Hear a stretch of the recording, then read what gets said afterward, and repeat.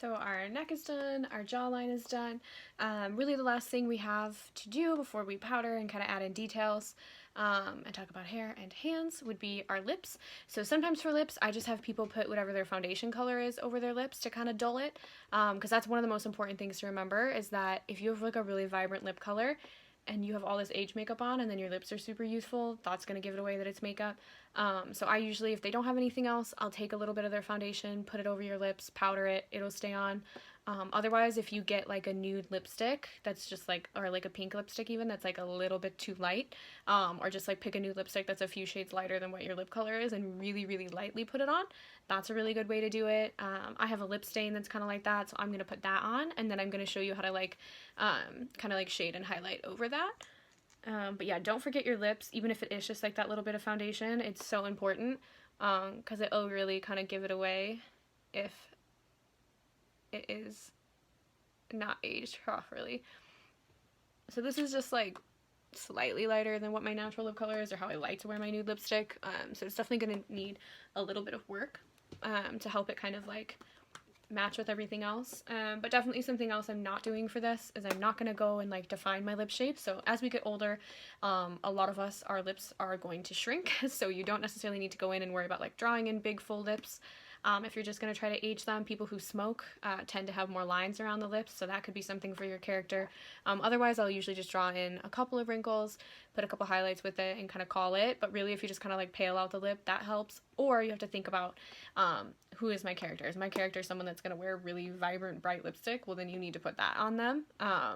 So don't always think that you have to pale out the lips, but if you're not putting on any kind of vibrant lipstick or anything like that, at least pale them out a little bit and then give yourself a few wrinkles and you'll be good to go with those. And what's nice is since this is a lip stain, it's going to let me draw things over it, so that's another reason I wanted to use that, and it's also long lasting. If you are just using like a cream lipstick or a cream foundation, I recommend kind of powdering that down. You can put a tissue over your lips, powder it with a sponge, and that'll help that set so it doesn't smear around when we try to add in all of the details. So we're going to go ahead and do that now, and I'm actually going to use a pencil to do that just because I think around the lips it's a little bit easier. So not every eyeliner and eyebrow pencil is going to be safe to use on your lips, and kind of vice versa. So make sure that whatever you're using is safe to be using in the area that you're using it on. But basically what you're going to do is, so this is like a brown one, and you're just going to kind of come in, and it's going to look a little weird at first. It's definitely not an effect that's meant to be seen close up, I can promise you that. That's why sometimes with lips I honestly will just like pale them out, because sometimes when you add in the wrinkles it looks really, really off. So you just kind of like draw these lines and they kind of go slightly like above your lip and onto it, and then I really blend them in, and then you can kind of give yourself a little bit of like more of a smile line as well. And this is where if you don't have really tiny brushes, you might want to use like a Q-tip or something, because really what I just did where I used my hands, that's disgusting and not sanitary, so you really shouldn't be doing that. But I'm gonna use a relatively small brush, so I have like a little lip brush. I'm gonna come in with that and just kind of, and when I do these I try to, and what I like is like that pencil I use is creamy. So if it's a pencil that isn't creamy, you're not going to be able to blend it. So again, if you were going to be doing any of your age makeup with a pencil, you want to make sure that whatever it is going to be pretty creamy. I probably went a little too far onto my actual lips with this, but as long as you really blend it in, it's going to help give that effect. So you're just kind of looking sort of for like a puckered effect. So like the farther I get, you can kind of see it kind of shrinks it in. My lips are already pretty small, so there's not much I really need to do. But this will kind of just help add to the aging. If I was going to be up close, I would have used probably like my eyebrow pencil color instead of such a dark brown, but since I ended up having to go back and darken all of that, I figured I would just use the darker one so you can kind of see where it blends out. That adds kind of like a nice like frown line. I mean, it's just like a little bit of something. Okay, and again, so if I want to, maybe I'll come in with like a little bit of a lighter one kind of couple with that. Just because sometimes I feel like if it's more into like a skin tone world, that helps it. I think that helps tone it down a little bit. And then you can always like deepen it if you have to. So you can use your cream makeup. Like if I was like, oh, I kind of want this to be like a little bit purpley, I could come in here and do that. You just have to be careful because it's going to smear around more than just a lip pencil would. I was hoping maybe we'd get through this one without it getting too bright, but no matter what I do, my lighting always does this to me.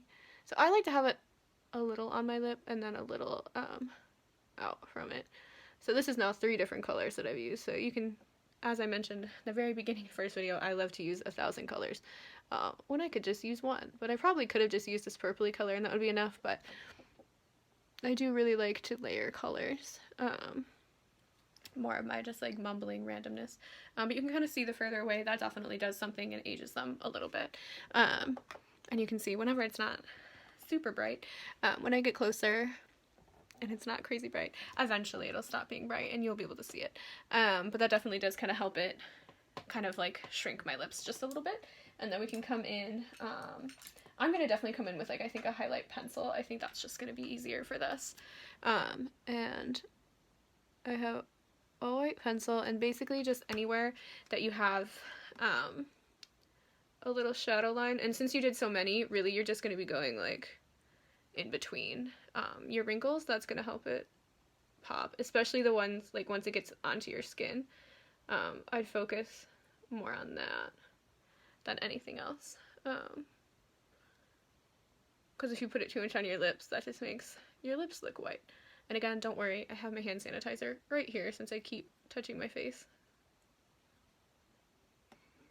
A very important thing to always have now. You can kind of see, that helps it pop out just a little bit more. Again, on me, I do feel like sometimes like just shading is, as I disappear forever, is a little bit better than adding in the highlights too, but since they're already being gross, I'll just continue it.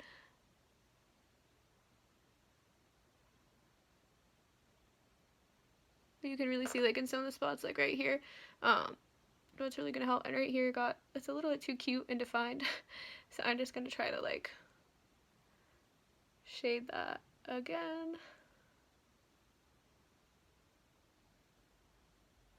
Okay, and so you can kind of see that'll kind of help to get a little bit better. It's one of those things that like, again, until you're up close you can't really see it, but you can kind of see a little bit of shading around my lips.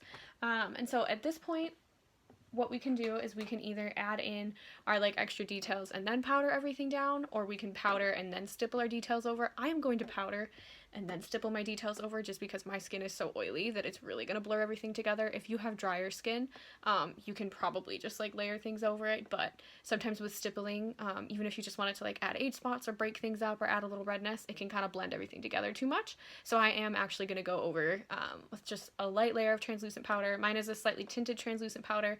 Please remember, use the one that's appropriate for your skin tone. If you use a powder foundation, that's going to knock out a lot of the color that you have.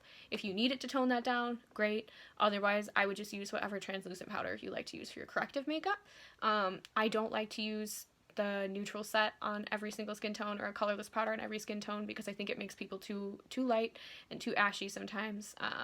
And I just don't think that, even for age makeup, I know sometimes they try to make people look paler for that. I don't necessarily agree with that. Maybe somebody added like a hint of yellow into your makeup to like make you look a little bit sicker or something, but really just use whatever translucent powder you typically use for your corrective makeup. Translucent is not as going to be as pigmented as a foundation powder would be, but if it's tinted to match like your undertone and skin tone, that's going to be better, and it's going to do a little bit better for your makeup. If you feel like it's too tinted, you can try to use a colorless powder, but still, I really recommend using one that has just a little bit of whatever is appropriate for your undertone, just so it doesn't kind of like make everything too light or too gray, especially when you're going to be on stage. The lights are already, as you can see every single time I move, they already make you much brighter and much lighter. So really you want to try to stay as like true to your skin tone and everything as possible. So I'm going to go ahead and set this, and then we're going to talk about adding in all of the details.